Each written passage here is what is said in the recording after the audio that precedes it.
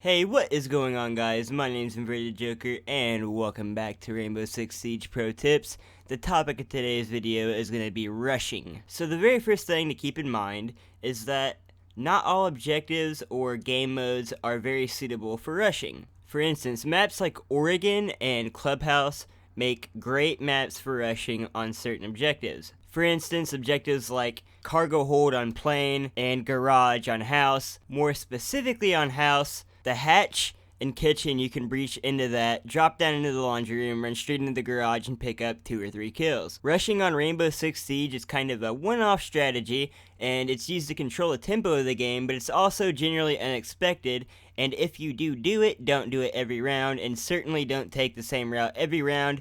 If the enemies didn't defend the objective that you rushed last time correctly, they are definitely going to be waiting on your rush route the second time through. So the very first thing that I like to do is, if I know which route I'm going to take, so for instance here on plane, they're in cargo hold, I'm going to put my drone somewhere near the route that I'm taking. That way, during the preparation phase, I can see if somebody comes in to, try to reinforce that hatch. And if they do sit near the hatch but they don't reinforce it, you know exactly where they are, so when you are breaching in and you run straight in, you're going to know exactly where they are, which brings me to my very first tip, is do not stop for anything at all while you're rushing. Don't shoot any cameras, and the only reason you should be stopping is to shoot someone, and then right after you shoot someone, continue on with your route. When you're rushing, you're clearly going to be rushing to an objective. 2 things that work very well: having one teammate stick back in the spawn that already has a drone on the objective,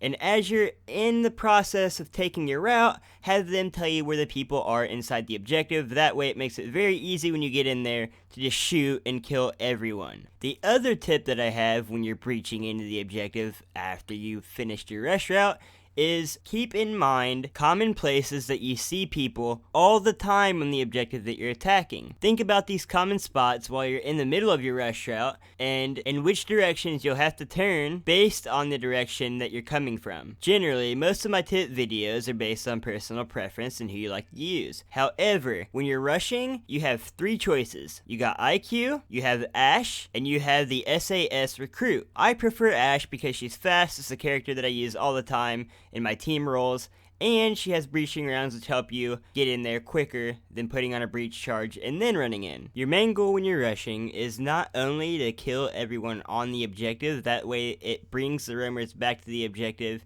and you're essentially doing what the defending team was doing as an attacker, which is holding down the objective and keeping the other team out. But you have to communicate with your team what happened, what's going on, where everyone is, and if you die, make sure you tell them where you died from. The normal communication rules apply, but you're not just going in there for the kills, as I stated before. You're going in there for information. You are essentially a human drone that happens to kill people, if you'd like to think of it that way.